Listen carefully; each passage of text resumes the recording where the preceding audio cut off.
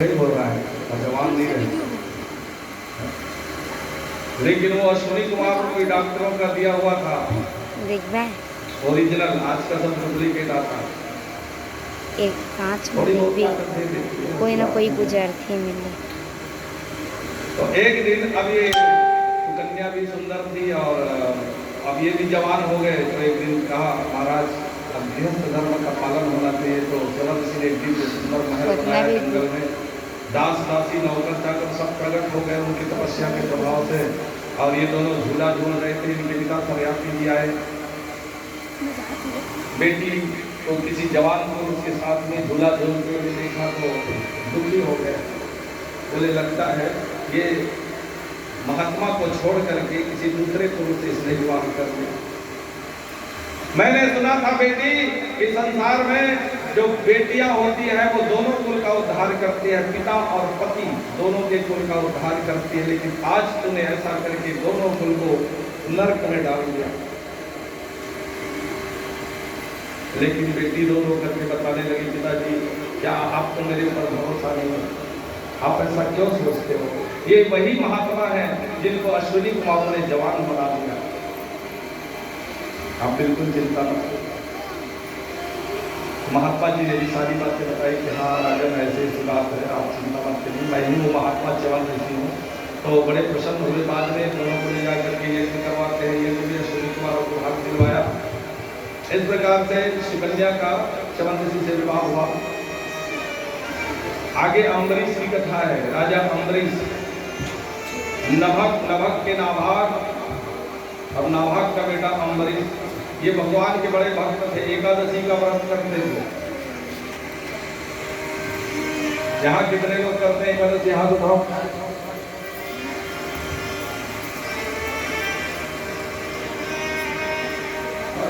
इतनी जनता बैठी है, इतने लोग श्रोता लोग बैठे हैं, पर 2 4 5 लोग ये हाथ उठा रहे हैं, बाकी सब लोग सुबह शाम।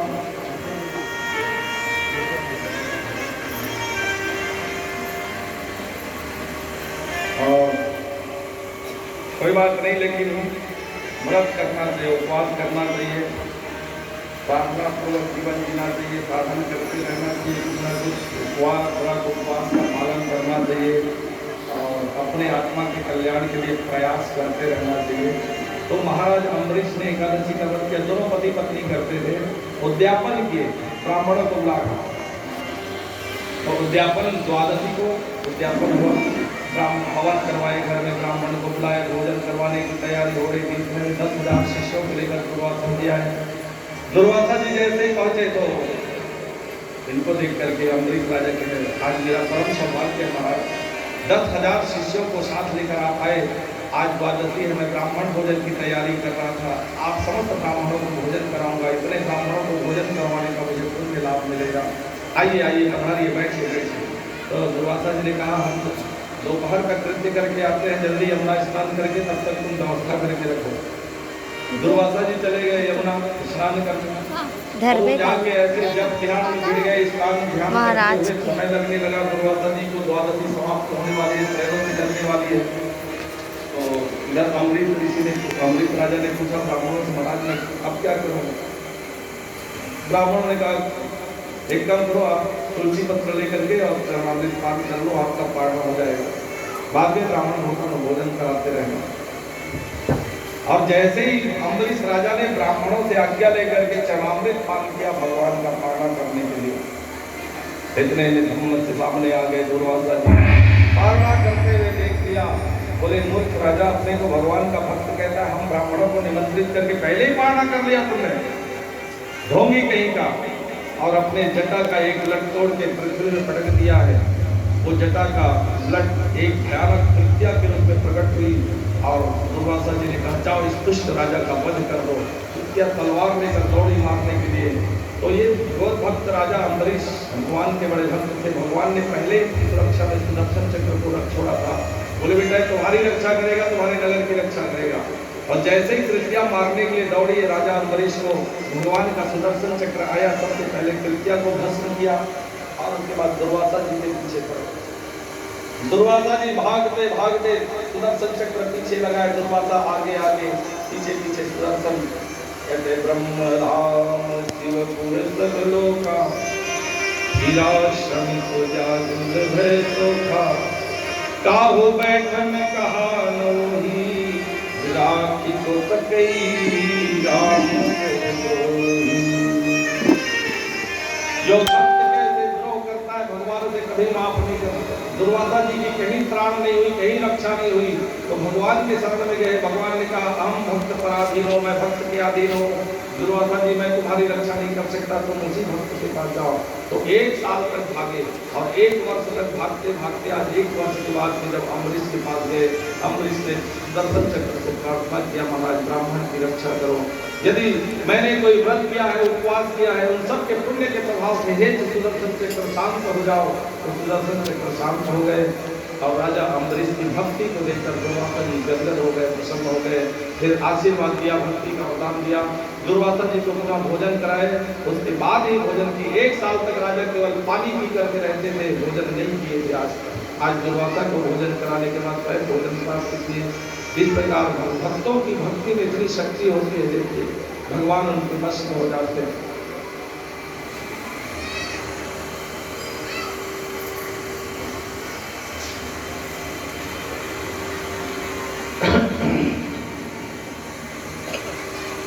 आगे मानधाता हुए,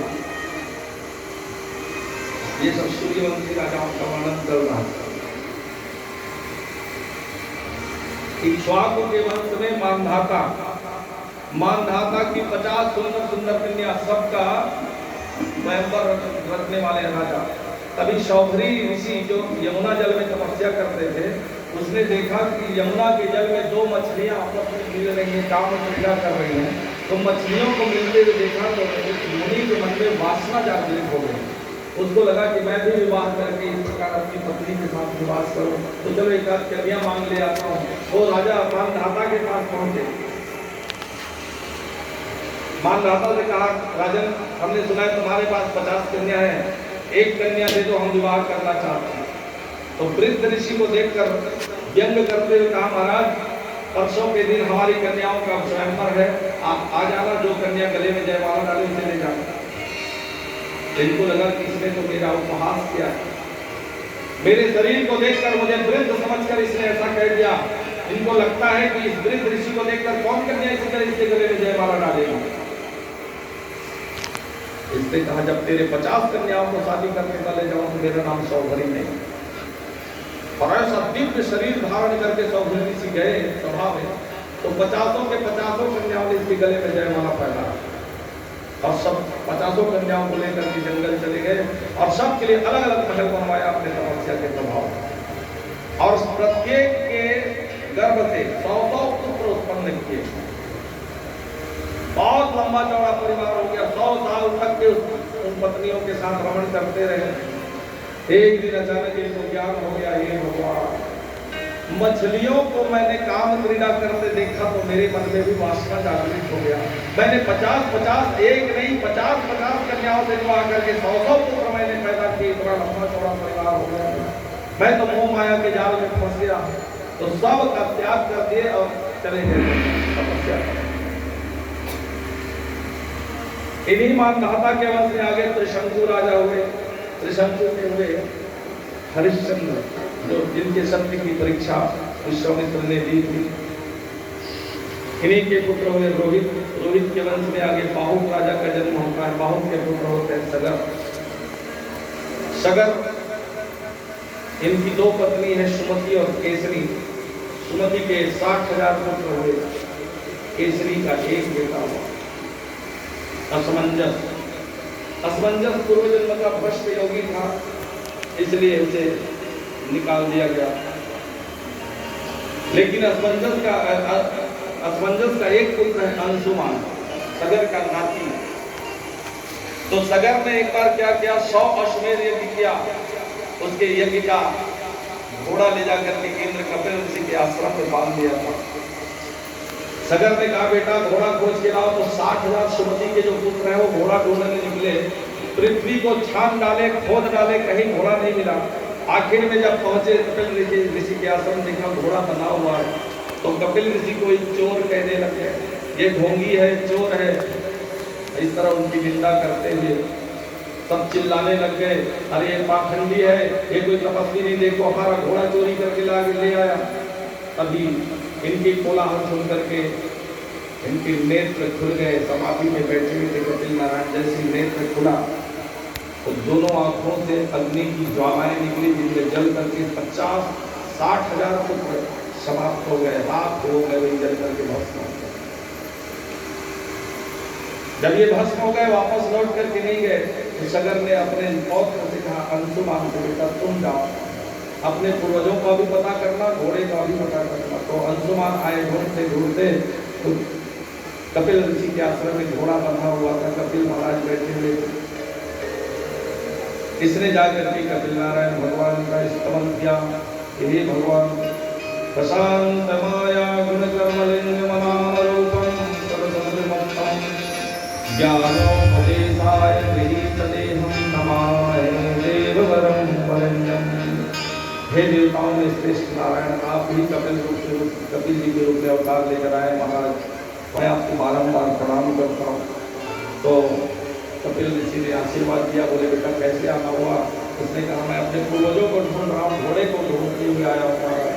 तो बोले घोड़ा तो ये बताया तुम्हारे पूर्वज ये काले काले भस्म के रूप में दिख रहे हैं, वही है, सब मेरे ब्रह्माग्नि से दग्ध करके भस्म हो गए। तो बोले महाराज इनका उद्धार, बोले इनको उद्धार करने के लिए गंगा को प्रकट करना पड़ेगा, लाना पड़ेगा पृथ्वी लोक में, ये घोड़ा लेकर के जाओ। घोड़ा लेकर के गए, उन्होंने इनको संपन्न किया। बाद में अंशुमान जी ने गंगा को प्रकट करने लाने धरती पर घोर तपस्या की, लेकिन गंगा मैया को नहीं ला सकते, नहीं आई गंगा मैया, दर्शन नहीं दिया। इनके पुत्र हुए महाराज दिलीप, इन्होंने भी बहुत तपस्या की पर नहीं ला सके। और दिलीप महाराज के पुत्र होते भागीरथी, जिन्होंने अन्न जल का त्याग करके एक चरण से खड़े होकर के भगवती गंगा का आराधना किया, तपस्या किया।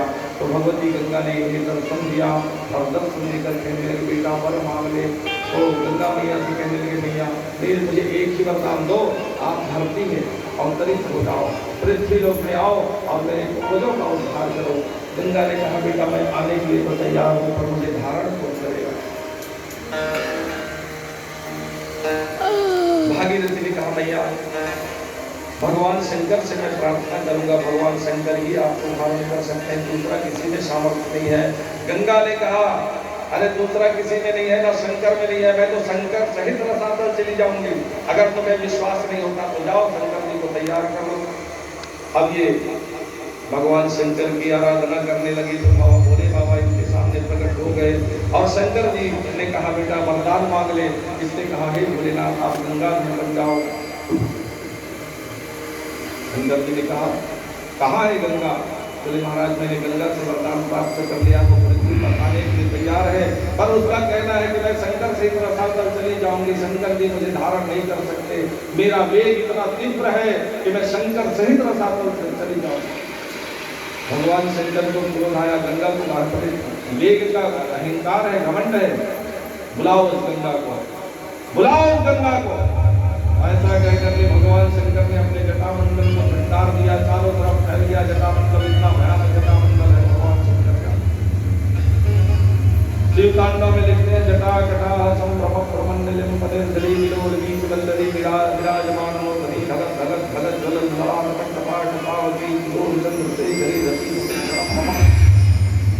जटा कटा बड़ा लंबा चौड़ा जटामंडल भगवान शंकर का। भगवान शंकर ने कहा बुलाओ गंगा को। इधर भागीरथी ने जब गंगा मैया का स्मरण किया, गंगा मैया कल कल छलछल करती हुई पृथ्वी लोक में उतरने लगी। इतनी वेग से उतरी है गंगा कि उसको लग रहा था कि मैं शंकर से प्रसाद में चली जाऊंगी। और जैसे ही भगवान शंकर की जटामंडल में आकर के प्रविष्ट हुई है कि भगवान शंकर की जटा में गंगा रास्ता नहीं मिला। भगवान शंकर ने अपने जटामंडल को बांध लिया। तो भागीरथी ने प्रार्थना की शंकर जी से, तो शंकर जी ने जटा का एक लट निचोड़ दिया, वही विशाल धारा बन करके भागीरथी जी के पीछे पीछे गंगा, रथ में भागीरथी आगे आगे चलते हैं, गंगा पीछे पीछे चलती है। एक स्थान पर जन्नो ऋषि का आश्रम था, जन्नो ऋषि महाराज बैठे थे तपस्या करते, तो गंगा अपने धार में उनके कमंडल आदि को बहा करके ले जाने लगी, दंड कमंडल को बहाने लगी। तो इनको क्रोध आया जन्नो ऋषि को, तो इसने गंगा को ऐसे चुल्लू में लेके पी लिया, तो सारी गंगा वहीं समाप्त हो। भागीरथी ने देखा गंगा तो हमारे पीछे पीछे आ रही थी, अभी तक गंगा को कहीं दर्शन नहीं मिलता। जन्नू ऋषि से पूछा, महाराज आपने गंगा को देखा? जन्नू ऋषि ने कहा, हाँ हमने देखा। कहाँ है महाराज? बोले हमारे पेट में चली गई, हमने पी लिया। तो महाराज मेरे पूर्वजों का उद्धार करना है, प्रकट कर दीजिए। तो जंघे को फाड़ कर जन्नू ऋषि ने गंगा को प्रकट किया। वहीं से जाह्नवी नाम पड़ गया गंगा मैया का। बोले जाह्नवी गंगा मैया। और इस प्रकार जाह्नवी नाम पड़ा।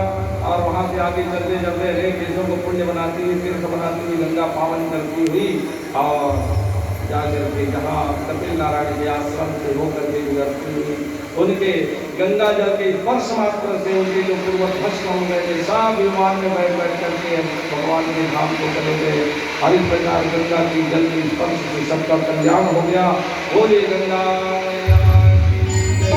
और गंगा सागर में जाकर के समाहित हो जाती है। तो जहाँ पर गंगा सागर में मिलती है उस स्थान का बड़ा महत्व है।